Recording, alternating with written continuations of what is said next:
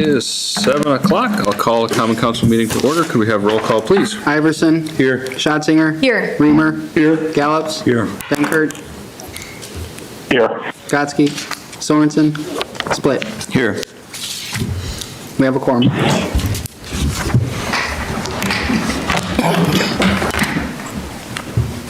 I pledge allegiance to the flag of the United States of America and to the republic for which it stands, one nation, under God, indivisible, with liberty and justice for all.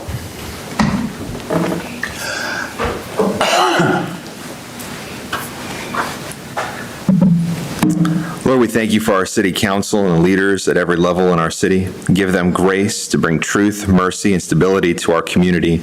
Give them the power to do what is right, to rule in fairness, and may our community be known for its blessings from you. In Jesus' name, amen. Amen. Thank you.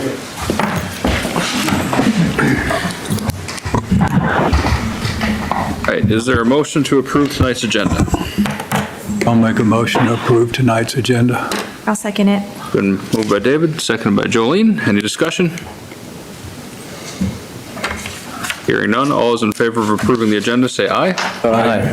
Opposed? That is approved. And no one signed up for public comment? May I do a public comment? I'm sorry I didn't sign up. Just, it'll be short, huh? You need to sign up, that's why. Oh, well, then I'll wait. That's fine. You can speak at the end.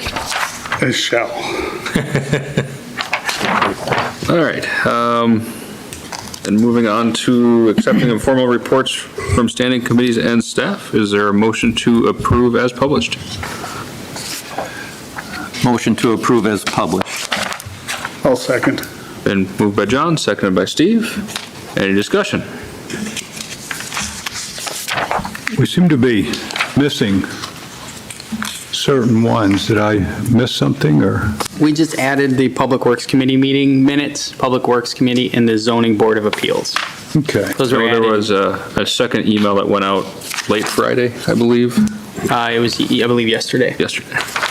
Okay. I probably just missed it, then that's on me. Now I told them myself.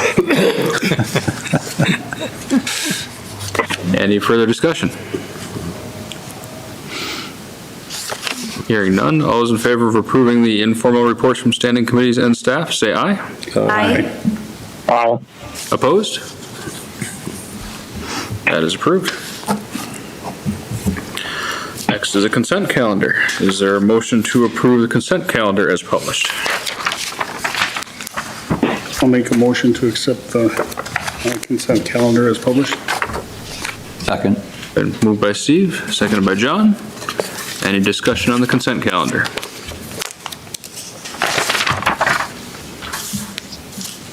Hearing none, all those in favor of approving the consent calendar as published, say aye. Aye. Aye. Opposed? That is approved. All right.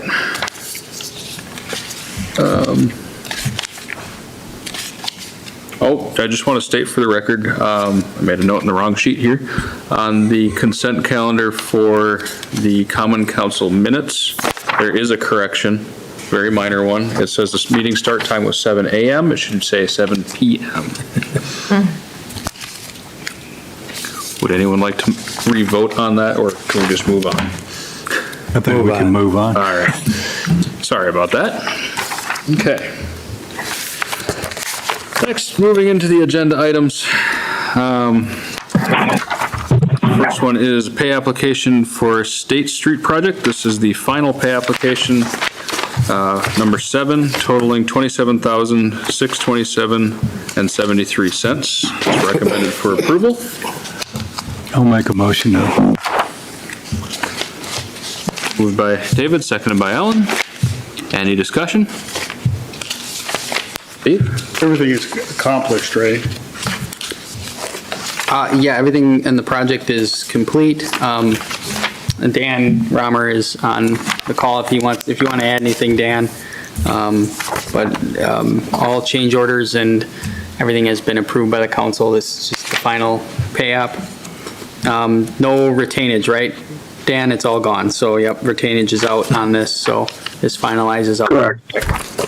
Basically just zeroing out the project, saying that they are done and complete with all the work. Thank you, Dan. Thank you. Any further discussion or questions? Hearing none. All those in favor of approving pay application for the State Street project, say aye. Aye. Opposed? That is approved. Next is a pay application for Industrial Park Water Tower Rehabilitation Project. This is pay application number 3, totaling $121,695, and it is recommended for approval. Would anyone like to make a motion to approve this pay application?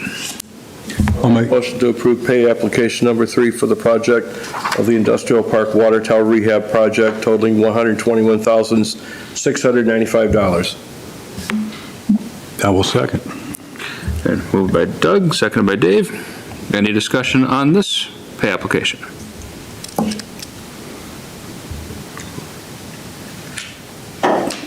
Hearing none. All those in favor of approving pay application number 3 for the Industrial Park Water Tower Rehabilitation Project, say aye. Aye. Aye. Opposed? That is approved. All right. Now we're up to the replacement of ambulance unit 147. We have Mitch here that can kind of go over the 2 options that we have proposals for. All right, good evening, everyone. So in your packet, you have 2 options for ambulance replacement. Now, when I first started this, my intent was to be fiscally responsible and look into the option of a remount. As you'll see, I did not recommend one over the other. I wanted you to look that over. But as myself and Adam had more conversations, we quickly realized that the savings on a remount, roughly $35,000 over 10 years. And what I mean by that is we'll have a warranty on this new ambulance for 10 years. I didn't really define that in this, so I just wanted to start out with that. But I hope you all have had a chance to look at it. I do recommend purchasing a new one. The warranty, so we'll have this ambulance about 12 years, and the warranty, the ambulance will be covered essentially. Besides the chassis, the truck is $60,000. 6 years, $60,000, if that doesn't change by whatever model year it ends up being. But really what we're getting with the remount is 2 years of warranty on an already used box, our used box, mind you, versus a 10-year complete warranty, wiring, 6 years on paint only, but the rest of the ambulance is covered for 10 years. One of the other disadvantages that I guess I kind of pointed out in here is that with a remount, we're unable to change anything interior or exterior structurally. So what I mean is that our newest ambulance has some different options than this one. While we would be able to get it close to what our newest one is, we would not be able to get it exact due to, it would just inflate the cost and it wouldn't even be feasible to remount it at that point. So those are the two biggest reasons that I would recommend a new ambulance versus the remount option. And I'll take any questions that you... Can I ask a follow-up on just what you just absolutely. said? Yeah, I had a question. We'll come to you in just a second, Mark. You know, what you just said about Okay. if we were to, you could get it to be like the other new one. Is that important for your staff as they become comfortable and where things are in an emergency? Yeah. Yes, most definitely. That is important. One big thing, Dave visited this afternoon and took a look at the ambulance, and there's one door on the side that our current units don't have, except for the new one. And that's something that would be impossible to do. I shouldn't say impossible, it'd be possible. It would probably just, cost $15,000 to put a door about that big in, because it would have to be all reworked, new cabinetry inside, as well as structural on the outside. So, yeah, it's important. We're not a career department. We have people who aren't here all the time, and while they remain proficient on where things are, having an exact identical ambulance each call, it's muscle memory, right? So, just you automatically go to where things are. So that is important, yes. Thanks. Mark? Yeah, I think Jolene asked kind of the spirit of the question I had. In the appendix, Lifeline was calling out specific modifications that they were making to try and match Unit 5099. I don't know which unit number that is for ours, but I see that.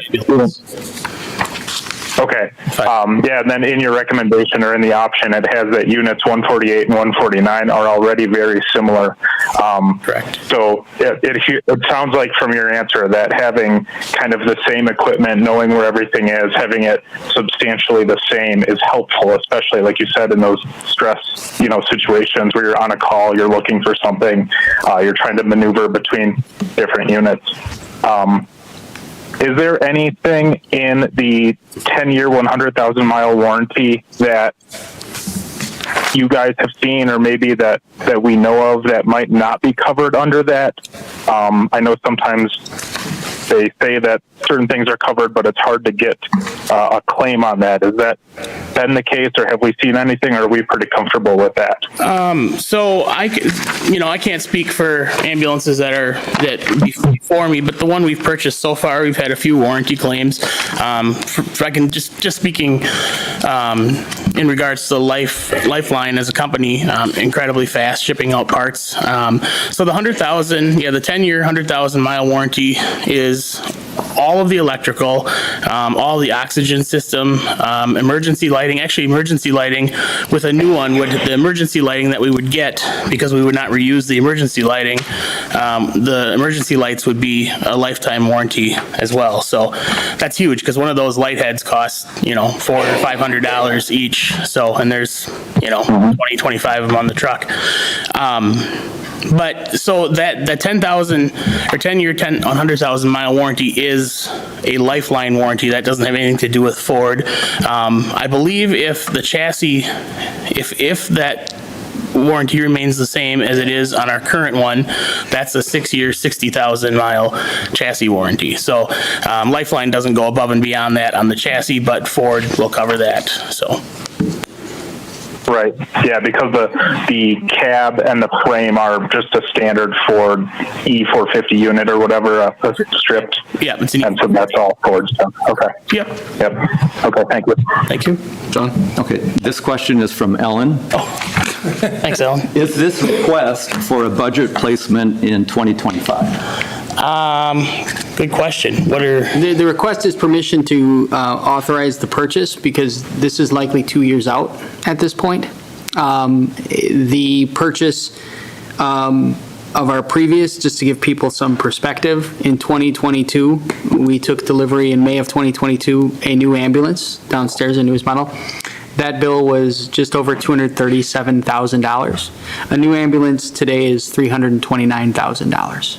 So it has increased that amount in 2 years with a backlog of getting on the schedule. Part of the reason it's here today is because Mitch has been working with the company to get this in the queue, one way or the other, because there's such a backlog of orders, and they used to, from what I understand, remounts used to sort of come in and be priorities, and you can get them done quicker. That has now not happened as much, because there's such a backlog of new machines or new vehicles being made that they just get fit in like the normal schedule. So the request here is to authorize us to purchase it, and we will then be obligated to budget or finance for it upon the year of delivery, which is Probably likely 2 years. 26. 26. Yeah, so But it could move to 27, depending on the factors within the market of building ambulances. it's kind of a question mark, but yeah. And I think I spelled it out in here too, but it is just an estimate at this point. Hopefully, we come to a head here eventually and inflation slows down and we're not, it doesn't go up 10%. It shouldn't. This is factored on 9% from today's price. So this does, factor in that 9%. That's just a guess though. Okay, this is a question from myself about the money. What percentage of the cost of it is going to be from the EMS service and not just from the city? Is there a cost? In the past, I thought we were more or less self-funding in the EMS. Yeah, I mean, as EMS evolves, obviously, it's an enterprise fund and it supports itself. So the city generally wouldn't contribute to this. We would plan for it. Any extra dollars over the next couple of years that we would have a balance carried forward would be applied to, savings for this. At the end of the day, whether we pay for it up front, we finance it, generally speaking, it will be coming out of EMS's budget one way or the other. So it's generally that. The city may very well have to kick in tax levy to support the funding of this, but that's yet to be seen. Obviously, at $237,000, we were able to write the check in the past and plan ahead every 4 or 5 years to buy a new ambulance. That is incredibly difficult nowadays when the price has increased by $100,000 in a matter of 3, 4, 5 years. That is unheard of. So just to get this clear, even if the city would buy it, the EMS service would pay that fund back, the city back? It comes down to how much revenue the EMS department has and whether it can support its operations and any cost in this. Generally speaking, yes, the EMS division has been able to fund these at the cost it's coming in at. And depending on the department's direction and where it goes, there may be a need to fund it via other allocations within the budget. That is yet to be known, but traditionally that hasn't happened. So I can't give you a clear answer on that because there are other factors that go into this. This is about getting this in queue so we don't get in a situation. So it's a hypothetical. We'll plan to fund it. We'll do our best to fund it with EMS. But as we have seen in the last budget, for the first time, we did contribute tax levy to the EMS, right? For the first time because of costs like these, right? And the types of runs were going on. So there's a lot of moving pieces there financially. Generally speaking, what you're describing, EMS funding is the absolute goal. Okay. That is the goal. That's what, okay. And then, a question from Ellen again. Is there a net savings with selling the current ambulance? Yeah, so I actually factored that into, I think the remount, the purchase of the, so the potential savings is factored. That potential savings was already factored in there. Now, I used a very conservative number of $20,000 for the sale of the other one. But with the way things are going, the value of that is only increasing at this point. What we're seeing is rural services, a rural service who goes on 300 calls a year can't shell out $320,000 for a new ambulance. So they're looking for these ambulances that have, I wouldn't say it'll have over 100,000 miles at that point, but it'll be basically new to them, for what they need. So I conservatively estimated that savings at $20,000, or that difference at $20,000 for the sale of that unit. Included in that sale would be the stretcher, which the last one that we sold when we bought the new one, we're updating our stretchers as we buy the new ambulance, which is factored in here as well. And that stretcher sold for $5,000. So, that's 2 years ago. So, but there will also be some money realized there from the sale of that. Before I get to Steve, just a quick question on the stretcher. Does that $349,000 for the new ambulance include a stretcher? It does, yes. Yep. Stretcher and the trolley, everything needed. Yep, correct. Steve? My question is, everything sounds good so far, but what you've been explaining, and is this a locked-in price? No, I had said that they used a 9% increase from today's, a couple weeks ago's date to estimate what the cost is. So I'm not asking tonight for funding necessarily. I'm asking for the go-ahead that we will be purchasing in the future. That number will be, roughly the $349,000, but that is not a locked-in number. Okay, I thought you had a deal going where we're going to buy this. No, they don't do that. That used to be the case, when they would produce them in 6 months. Same thing with fire engines. They'd give you a locked-in price because they knew you'd have it in 6 months. They don't play that game anymore. They're much smarter than that. So. All right, thank you. This scenario is common and playing out in just about everything we're doing with larger vehicles at this point. Fire trucks, plow trucks, everything. You are buying ahead of time, hoping that it comes in under the estimated, but if we don't do it now, we're only going to be a year behind or even further. Yeah, I was just afraid all of a sudden we get a price of $400,000. I hope not. Hopefully the traded value goes up. Yeah, right? No, I'm just saying, but they do their best, and Okay. I have a lot of faith in our salesperson. We've used the same one for many years, so I have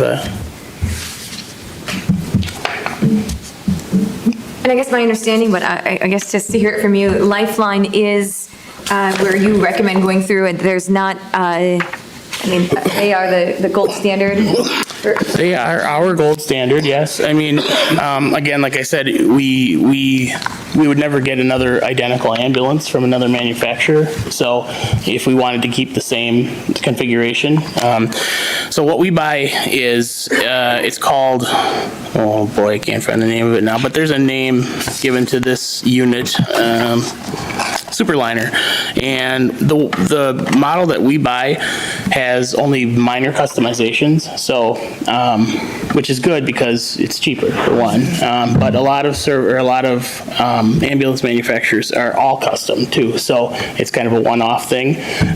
Which anyway, this saves us money. But I'm kind of going off topic here. But the Lifeline, we're happy with the service. We've been happy with the warranty. Our dealership, Jefferson Fire and Safety, has been phenomenal over the years as well. So I'd like to stick with the same manufacturer. And out of Wisconsin? Out of Iowa. Jefferson Fire and Safety. Jefferson Fire's they're out of Wisconsin, but Lifelines are made in Iowa, so. Yep. It's an employee-owned company too, by the way. Little plug for them. Any further questions? Or would anyone like to make a motion? I'll make a motion to approve the purchase of new ambulance. Of the new ambulance, okay? Is there a second to that motion? I would second that. I'll second that. Well, Ellen had her hand up. All right, so motion by Dave, second by Ellen, and several others. Any discussion on the motion?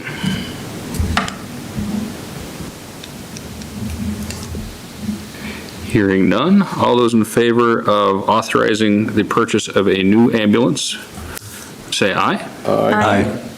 Aye. Opposed? That is approved. Thank you. Thank you all, appreciate it. Thanks, Mitch. Thank you.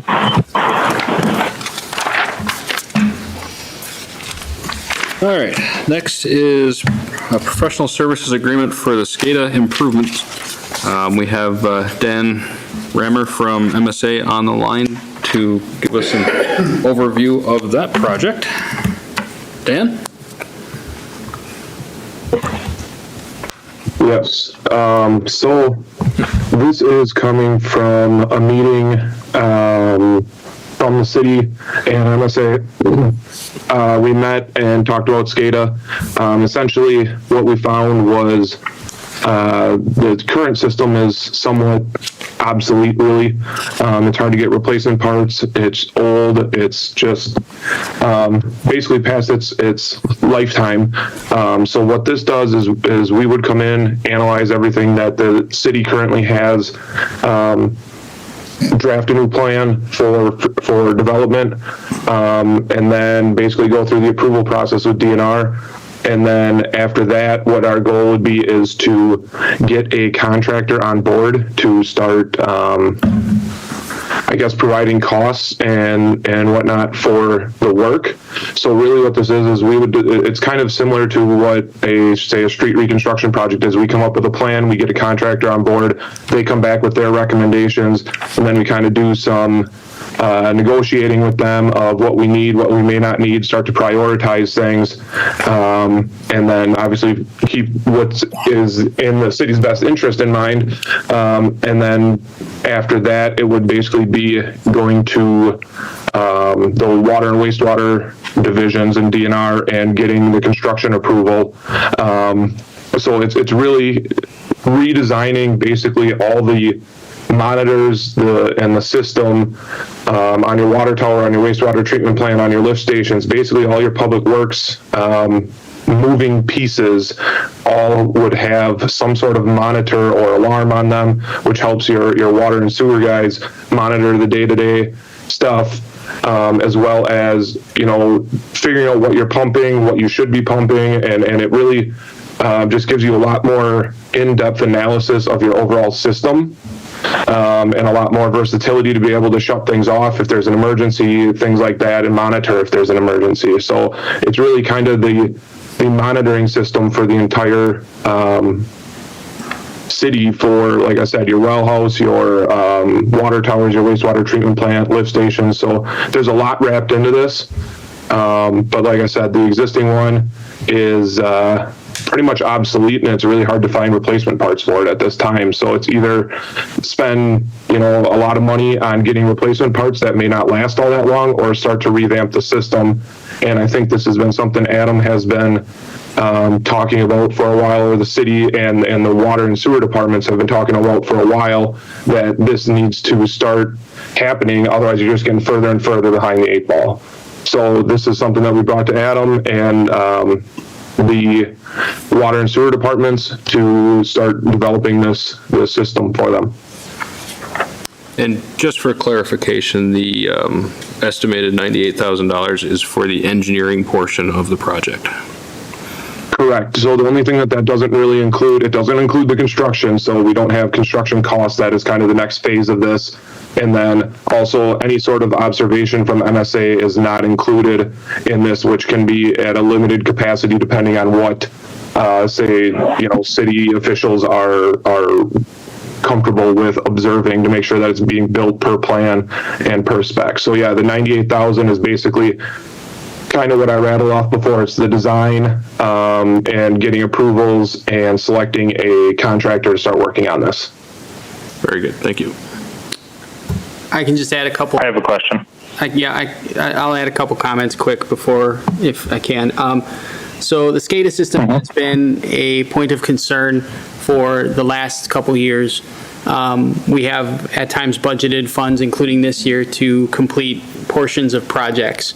We have not been on a great path to get those accomplished because, frankly, this is a large effort. $98,000 for engineering.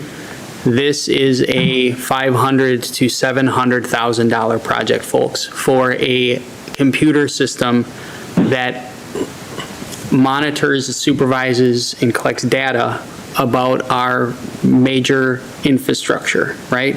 So Dan described it, but it is the system that makes sure that everything goes, right? And it is the system that when something in that infrastructure fails, alerts our people to respond to avoid critical catastrophic events like water towers draining and boil orders. sewer sanitary backups, right, with lift stations. So it is a critical piece of our infrastructure, but it is one of the most silent background pieces of our infrastructure. But at its core, very, very critical. Our current system is being run by outdated computers, programs, software. It has limited capabilities. It is a liability. It is being patched together at times by contractors to just keep it operating and making sure that when there's something that goes wrong, we have people responding. It has been a source of frustration for our employees because of its limited capacity and its unreliability.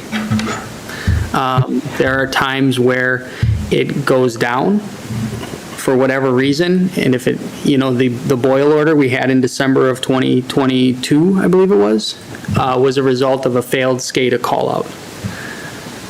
We have since moved to cellular improvements. There's a bill in here, I believe it was $7,800 for PJ Cortons. They're the company that works on it. We're spending regularly thousands of dollars to get the system to a point where it remains reliable. It is a Windows 7 based program. Our IT department or our contractor has considered it a liability for many years.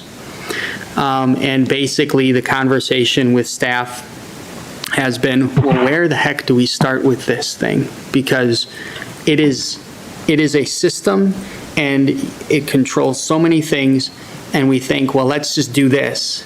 But it's merely just a patch, right? It's just a Band-Aid. So we were growing frustrated with the pace of which this project was being worked on. We called in MSA, we toured the facility, they put together this plan. It is sort of a phased implementation.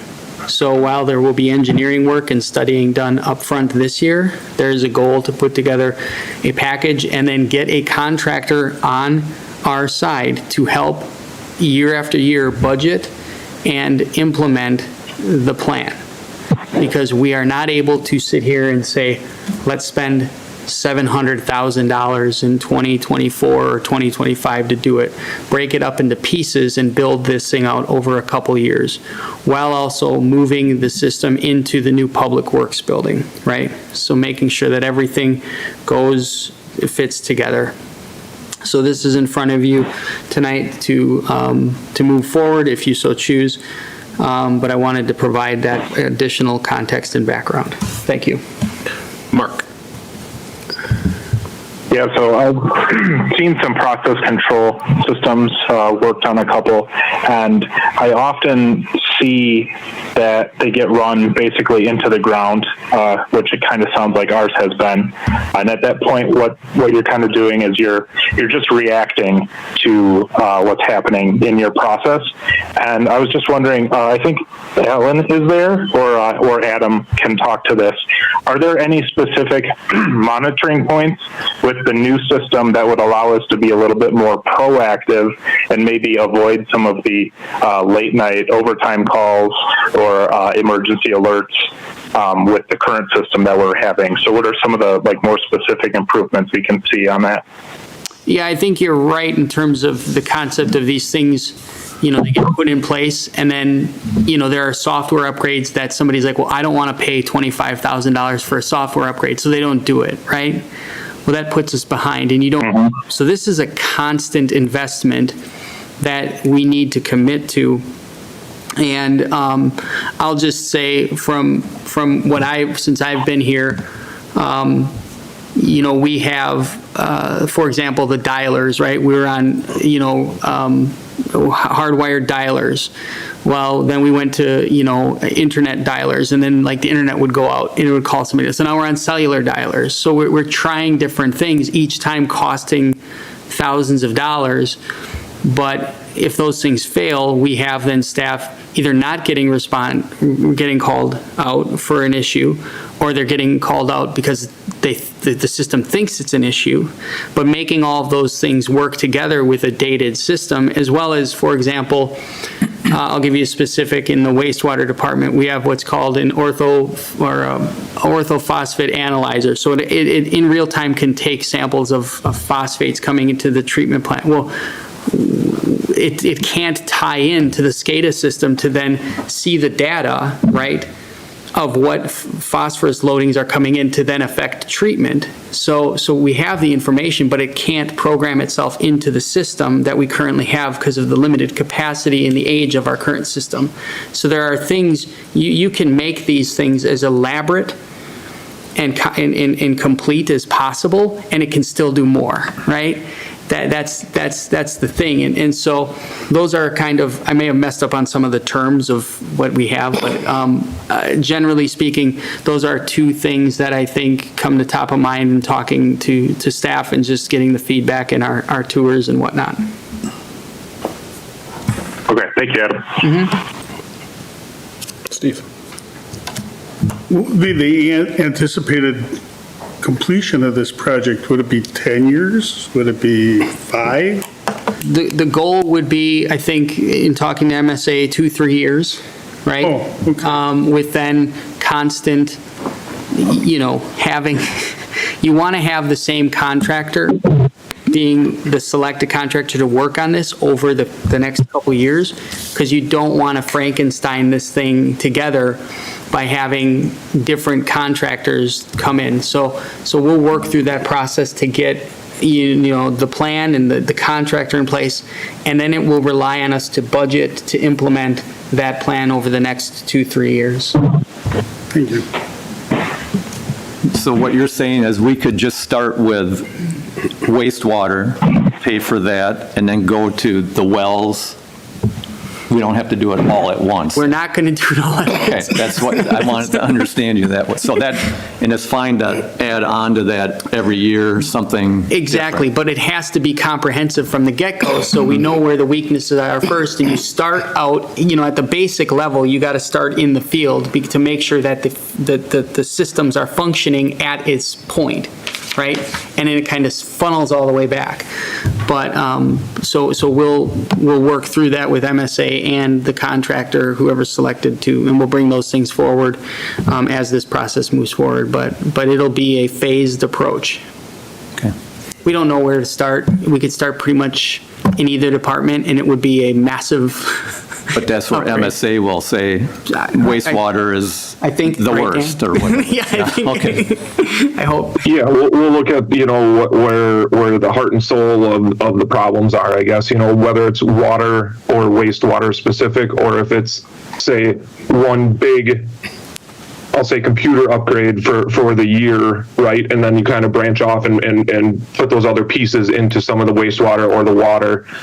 It may not necessarily be specifically wastewater is phase 1 and water is phase 2. They may, if they're doing certain things, they could go hand in hand with water and or wastewater. So I guess that is something that we would determine, maybe what's worst, like I said, and then kind of go from there. I'll make the point too that currently we have a water system and we have a wastewater system, and I believe they are separate softwares and they do not communicate with each other. So we would be bringing it all under one. So you could monitor the entire system, out of the new DPW building without issue, right? You'd have it all together. So. To put real-world examples on why this is important, would this mean, I know it was embarrassing for the city and dangerous that we had that boil that we had. Would a system like this have prevented that, theoretically? Theoretically, yes, these systems are in place to alert and to monitor.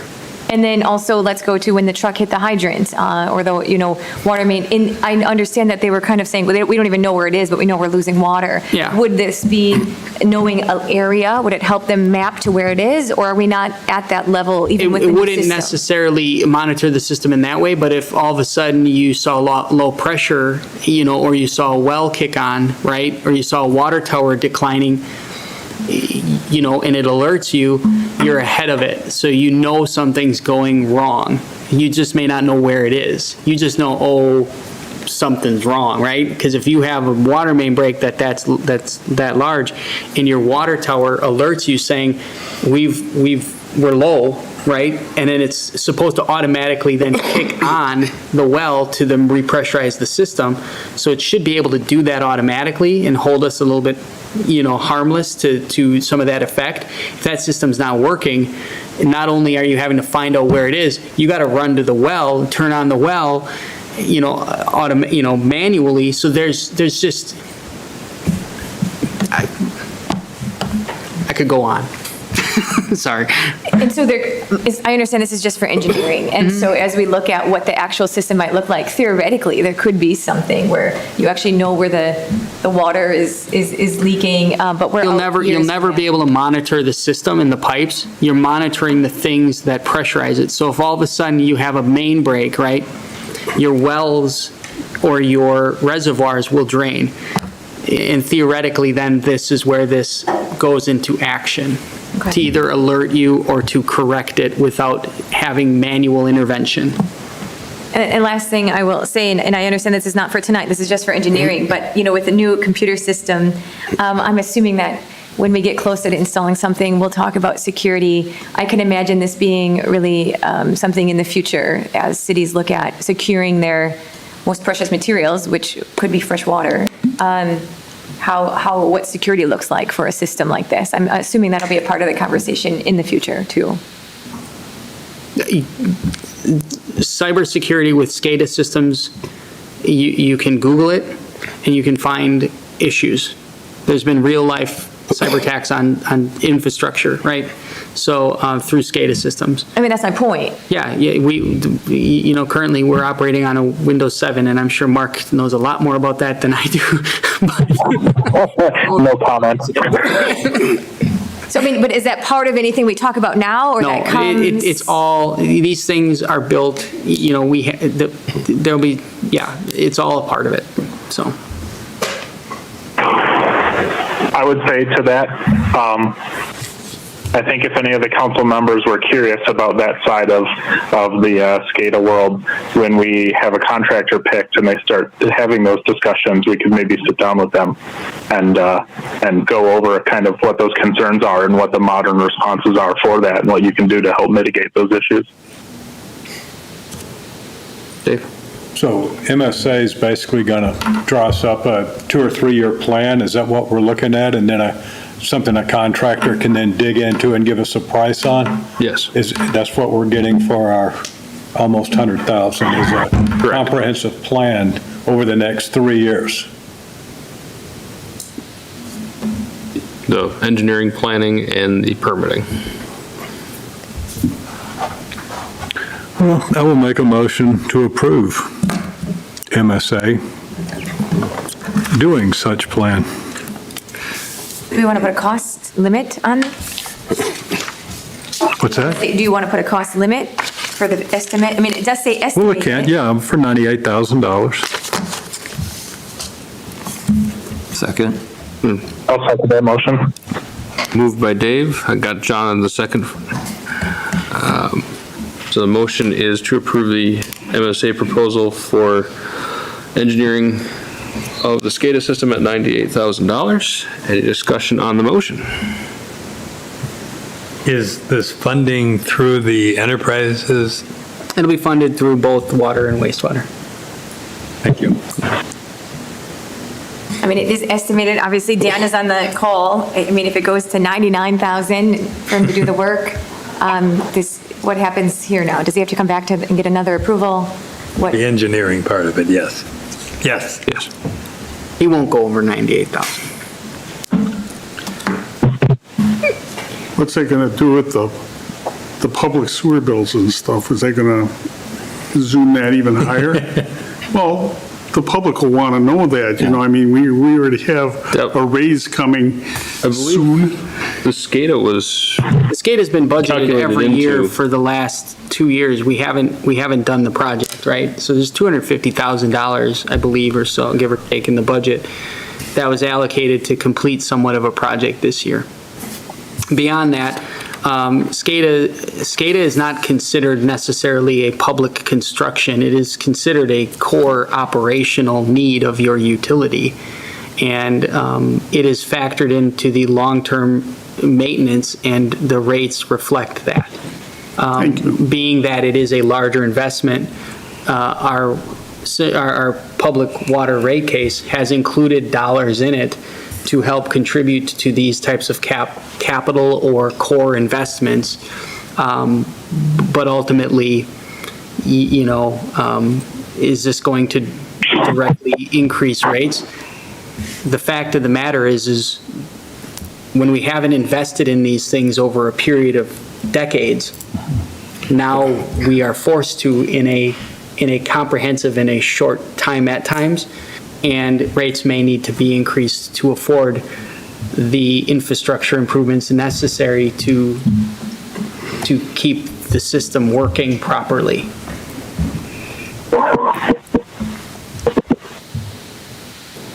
Any further questions or discussion?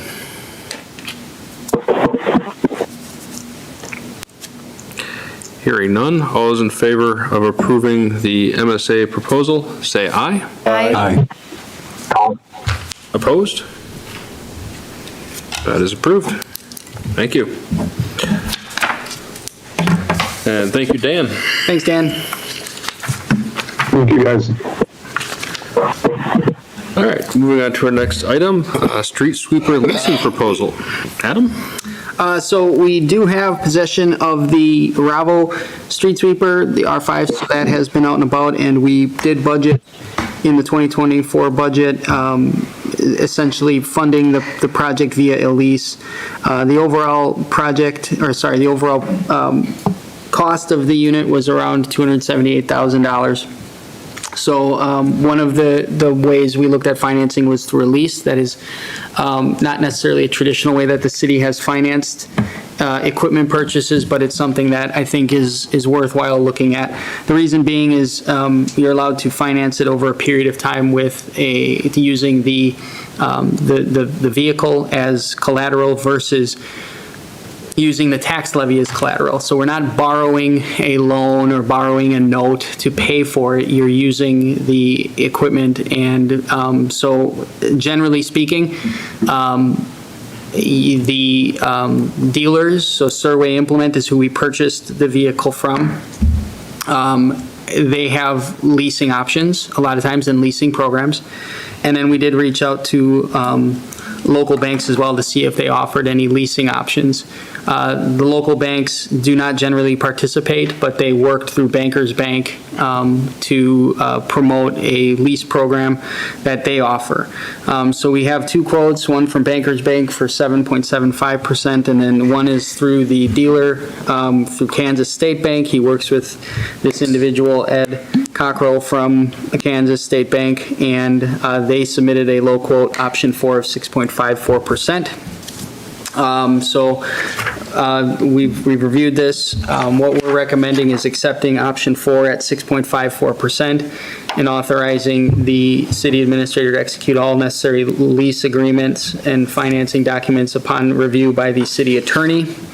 Ultimately, generally speaking, what happens is we will put more money down than the $30,000 assumed in this proposal. That will not change the rate. It will just change the payment and drop it down. And then we will, over the next 5 years, budget annually the payment amount. If we get in a situation where we want to prepay, we can prepay. Upon payment of the lease terms, we basically, the title becomes clear and it's owned by the city of Ripon. So that's the difference between going and borrowing and then putting it on the tax levy and possibly increasing the tax rate. This forces us to finance it via budgeting.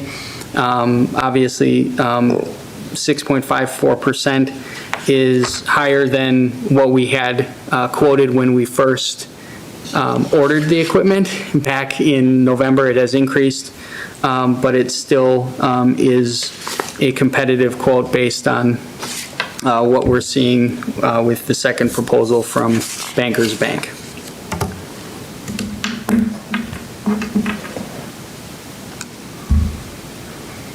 Any discussion, questions, motions?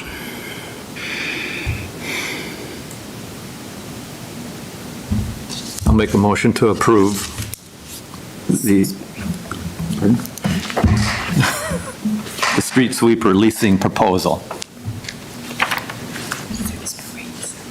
What? I think Ellen has a question. No?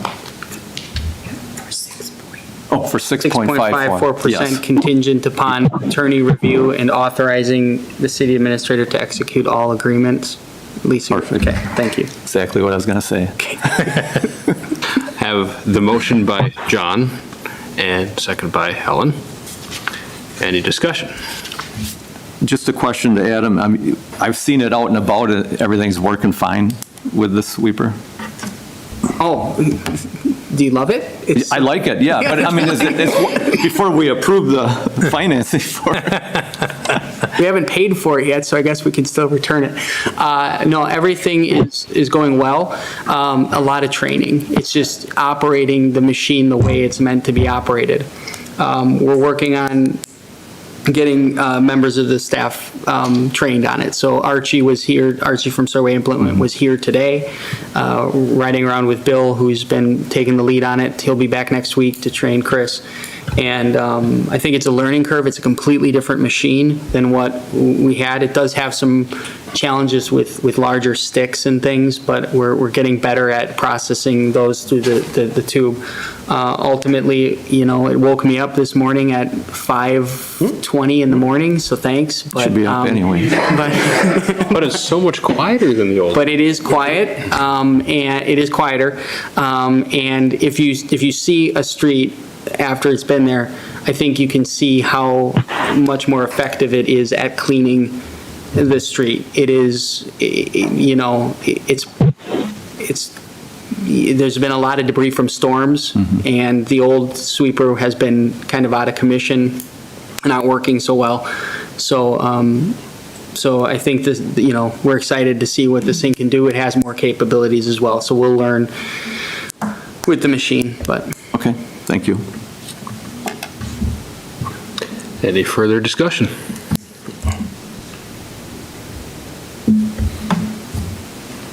Hearing none, all is in favor of approving the street sweeper leasing proposal at 6.54%, allowing city administrator to negotiate that with legal review, say aye. Aye. Aye. Opposed? That is approved. Thank you.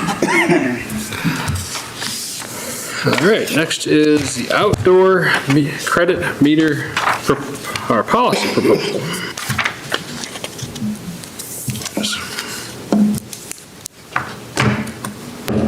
Adam, would you like to cover this one again? Sure. The Public Works Committee met and recommended approval of this to the Common Council. The scenario here really comes down to, you know, people or residents that want a deduct meter or a deduction in their water and sewer bill for anything from watering plants to filling pools. And generally speaking, we in the past have done fun things like, let's see the shape of your pool and calculate how large it is. And then how many times did you fill it? And then we reduce the sewer off the bill. This would allow us to use meters that are still good, but out of you know, the rotation, to allow them to rent a credit meter, hook it to their hose, fill up their pool, use an irrigation system. It's not plumbed into the actual, you know, house or plumbing. It is outside, and then you are able to rent that, and then the amount that is calculated on that meter gets reduced. Your sewer bill gets reduced that amount. So it's essentially a way for people to track this better and give us a better handling on what is actually being used versus just pure estimates or faith that somebody is doing correct math on a pool diameter and depth. So ultimately, you can kind of read it there. They recommended approval. So happy to answer any questions. Does this also cover the meters that could be temporarily mounted to fire hydrants, or is that a separate policy? That would be more bulk water. Okay. So that would be a different situation because there wouldn't be sewer charged on a hydrant discharging. I'm all for this. I was surprised, though, when I went over to get my meter today, that they're going to charge $10 a month. I thought maybe they would have a seasonal charge, and that way, somebody that's watering their flowers, I don't do my lawn, just flowers, and, you know, you wash your car or whatever it is like that, that's low budget compared to a pool, but I could see where there'd be an advantage to it.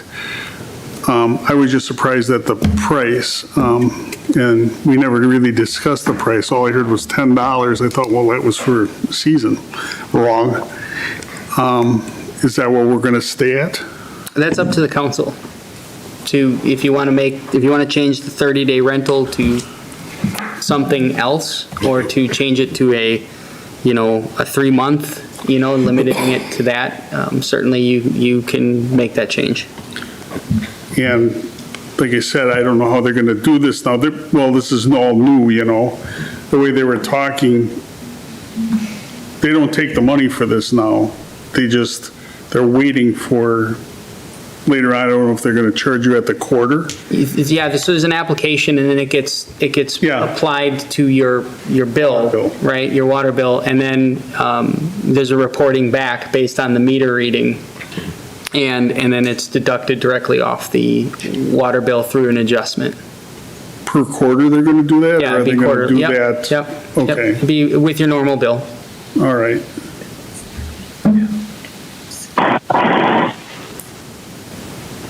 And are these meters read in the same fashion as the standard water meters, or does someone have to physically go out and read them? They physically have to be either reported or recorded. Which would justify that $10 charge. If someone has to physically go to your house and read the meter. Generally speaking, it's reported back by the customer. Yeah. And then when you return it, because if not, you get, they're not permanent, we confirm it. So, Yeah, the numbers so if you have to lied, we sign. will catch you because it's on the meter.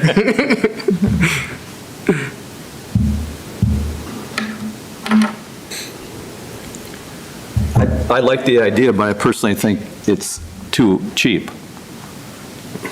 $10, I mean, Well, you start getting disagree. I some mean, I older don't know what the people. savings are gonna be to somebody if they really water their yard. Maybe it's a lot, but I just personally think it's too cheap. There's a tipping point of usage. I don't know what that Right. cubic Yeah. feet is, but,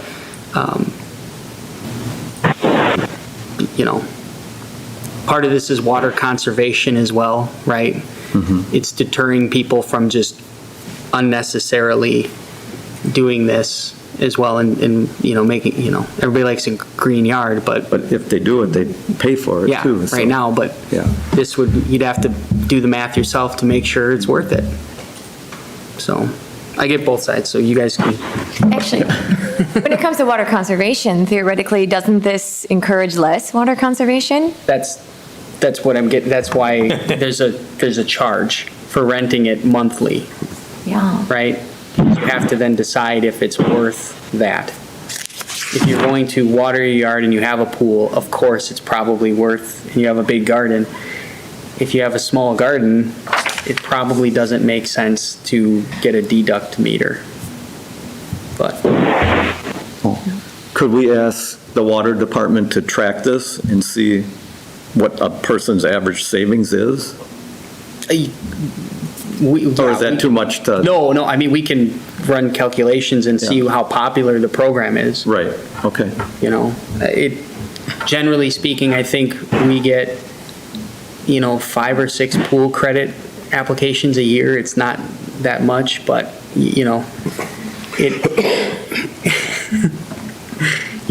somebody could theoretically say, I filled my pool twice, and they only filled it once, and Once, they're yeah. kidding. So, And just remember that if you pass something tonight, whatever you pass can be adjusted for next year. If we see that it's too expensive or too cheap, we can make adjustments. Yeah, basically you're saving We've also, cost On what? on the sewer cost. Right. Because you're still paying still the paying same for the amount water, for your yeah. water. It's just that you're not putting it down the sewer system, which adds to your cost on your bill. Mm-hmm. So that's where the adjustment would be there. But keeping it least expensive, you're gonna get more people, that do watering in their flower gardens or their gardens or whatever it is. And if it's affordable, they're gonna do it. I'm just wondering, administratively, if $10 is enough for somebody to Oh, I don't report it think, and then have to record it and. at this point, it's not recouping necessarily our costs. This is a service, and ultimately, the homeowner has to decide if it's worth it, right? It's not something that we're sort of kind of doing some of it already, based on the pool, the process of the pool form, but, this is just a little bit more accurate and helps us track some things better from a water usage perspective. Mark? Adam, is it fair to say that kind of the spirit of this policy is that we don't double charge those people that use this water for the water and the sewage when they are just using the water side of it? That's the entire, it's a deduct, so. That's the intent, yeah. It is the intent. Yep. Okay. And also, I know the city council has passed policies before with a 1-year renewal. So if this was something that we wanted to get some numbers on over a year and see if it was popular or unpopular, or if we needed to tweak something, I think we could make that amendment tonight and pass that with an expiration on it if we wished. Is that correct? And I will just note that any policy can be corrected or reviewed or removed at any time. We don't need to put a sunset on it. We can bring it up for review.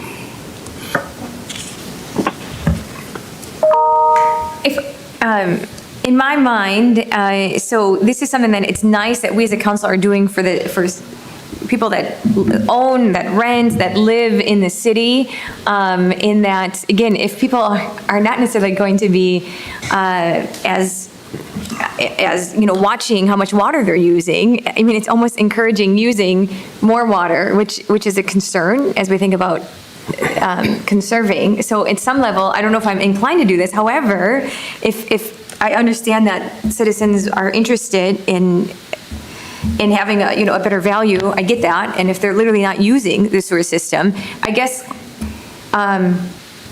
what I wish would happen is that I was in a situation where, and I don't know if this exactly fits, but where I rented and they had an outdoor irrigation system and that had a leak in and we weren't aware of it. And because we only billed quarterly, suddenly it was huge, hundreds of dollars we now owed. And thankfully at the time, they were a little bit able to estimate, so I had a little bit off my sewer. Under this circumstance, I could have had this meter on, right? But then again, I wouldn't have known. What I wanted to know was how to stop a leak. And I know that this doesn't address it.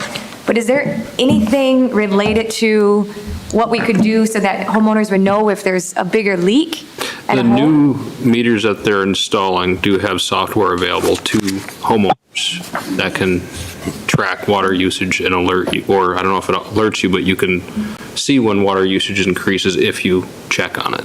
New cellular meters have what's called ion water, which it can detect the leak.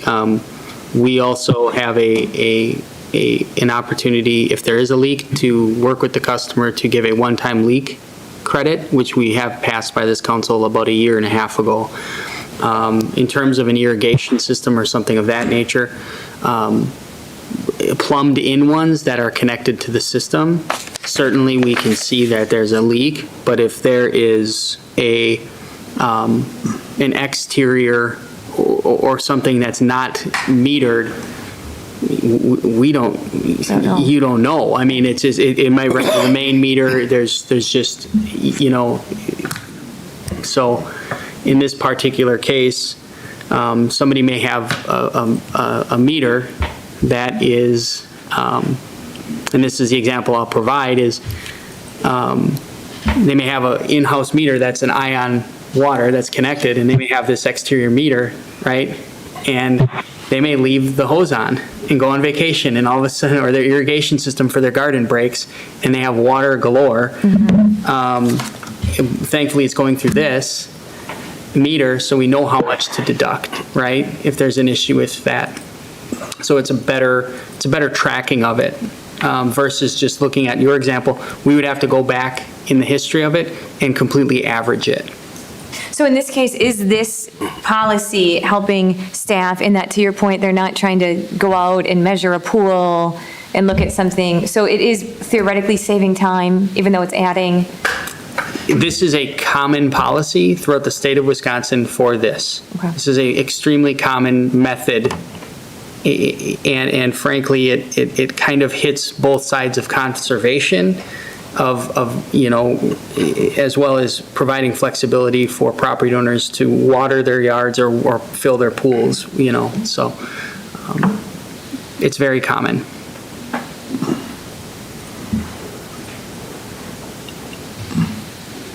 Have we had a motion on this yet? Don't believe we have. Would anyone like to make a motion? I'll make a motion. I'll second it. Let's Okay, go. I've got the motion by Mark, then the second by Dave. Now, any further discussion on this policy?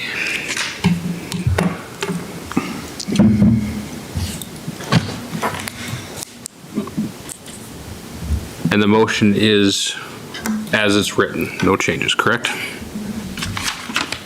Correct, to adopt the outdoor credit meter policy as written. All right, thank you. All right, if there's no other comments or questions, all those in favor of approving the outdoor credit meter policy as written, say aye. Aye.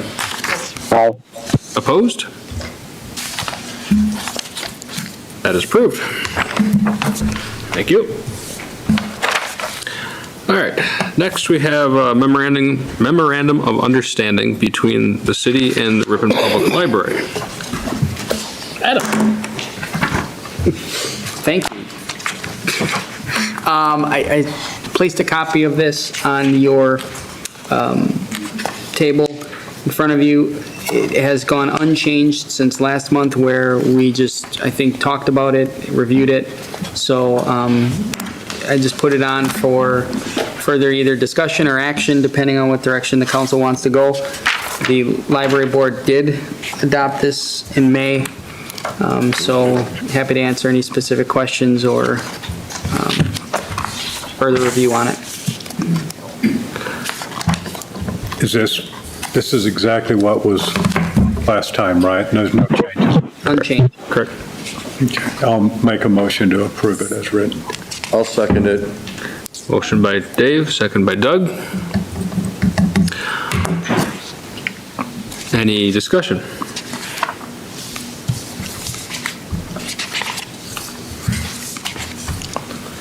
Hearing none, all those in favor of approving the memorandum of understanding between the city of Ripon and the Ripon Public Library, say aye. Aye. Opposed? That is approved. Thank you. All right. Moving on to project updates and staff reports. Mitch, anything for EMS? No. All right. Naomi? Adam? So just giving you updates on the Wenceslas project, we have a pre-construction meeting scheduled for tomorrow, and then the project will commence here in the next week or so. So keep an eye out on construction crews working in that area, and hopefully we will have that started and wrapped up, majority of it before the school year. The water tower project, you approved a pay application for, but that project is officially complete, and the tank is holding water and back online. So we're happy to see that project ultimately finish up here. The final draft of the capital improvement plan has been reviewed and has been resubmitted to department heads, so we've been working through that. And then ultimately, the PSC rate case has been filed, and there's a public hearing, there's been notices published for the DNR, there's been notices published. The public hearing is June 13th. And I put a little at 3 o'clock, and it's a Zoom hearing, so there's information online if anybody's interested. And you kind of see a note about the rate structure that is being proposed in the public hearing. I believe that's all I have. If you have any questions, certainly I'm happy to answer.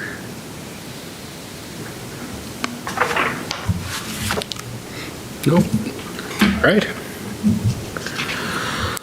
right. Then I have some appointments for tonight. I have 2 for the library board and 1 for Department of Public Works Committee. First, I would like to appoint Al Schrader to the library board, starting for term in July for a 3-year term. Are you making that motion, Ellen? All right. I'll second it. I have the motion by Ellen, second by Doug. Any discussion?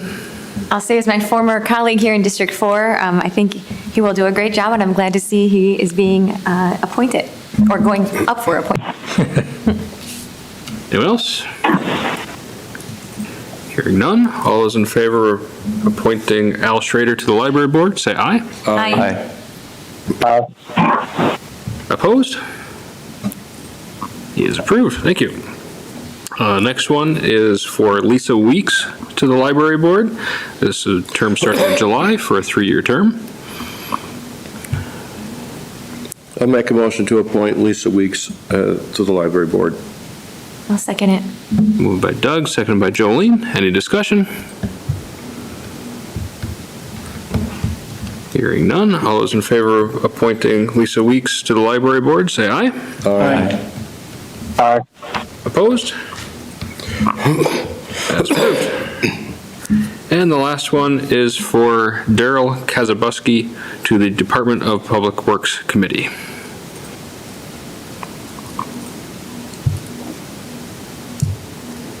I'll make a motion that we accept Darrell's nomination to the Public Works Commission. I'll second it. Moved by Steve, second by Doug. Any discussion? Hearing none. All those in favor of approving Daryl Kazabuski to the Department of Public Works Committee for a 3-year term, say aye. Aye. Opposed? It's approved. Thank you for those. Any future agenda items from the council? Steve, you have a comment. Yeah, I'd like to see some ordinances for the, that we have improved ordinances for the Historic Preservation Commission. That, not just for the commission, but for the building inspector, because right now, there's really nothing there. I mean, we have suggestions, and the suggestions, even though we can say them, it's a free-for-all for anybody in the city, really, because we can't enforce anything, basically. Or I can't say that because I'm on the board. But anyway, or the committee, anyway, so I'd like to see some ordinances in place for that. And my examples would be, on the Plan Commission, if you don't have ordinances, it's a free-for-all, anything can happen. Same thing with the Police Commission. They have their ordinances.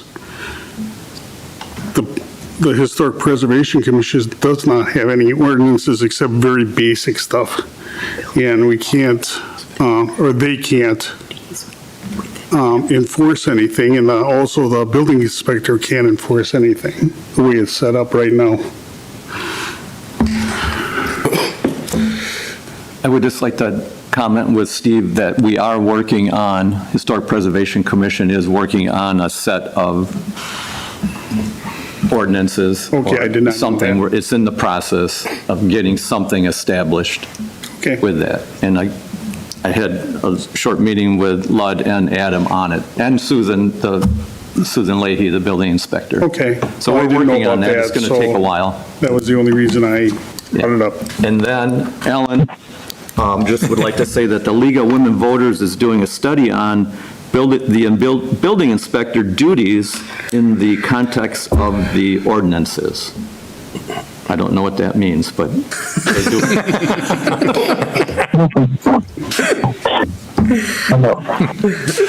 Anyone else? Yeah. Go ahead. I had one of my neighbors say or mention to me that they thought the tornado sirens were maybe a little bit quiet a couple weeks ago when we had some of that severe weather. And my wife also made that same comment. So I was just curious if we were, I know there's when we moved the siren, they did a simulation or an estimation of what the decibel levels would be. And I was just wondering if we had checked that or if we could just maybe verify that the sound levels are where they're supposed to be. I know we don't want them too loud to blow anyone's ears out, but with my neighbor saying that they were a little bit quiet, it's just something I'd like to have looked at. All right. Thank you. Anyone else? The flowers look pretty outside City Hall. And thank you to everyone who's doing, landscaping, I know in parks and different, I know it's between volunteers, but also city staff and et cetera that keep up our public spaces. Thank you. All right. Anyone else? All right, then, at this time, I'm seeking a motion to adjourn to closed session under Wisconsin statutes 19.85(1)E, deliberating or negotiating the purchasing of public properties, investing of public funds, or conducting other specified public business, whether or whenever competitive or bargaining reasons require a closed session, to discuss an amended development agreement for Kensington Drive utility extension, as well as reviewing the closed session minutes from May 13th. I'll make a motion to go to closed session to discuss the above statement by the mayor. Second. Moved by Doug, seconded by Dave. All those in favor of adjourning to closed session, say aye. Aye. Opposed? And we will be adjourned at 8:07.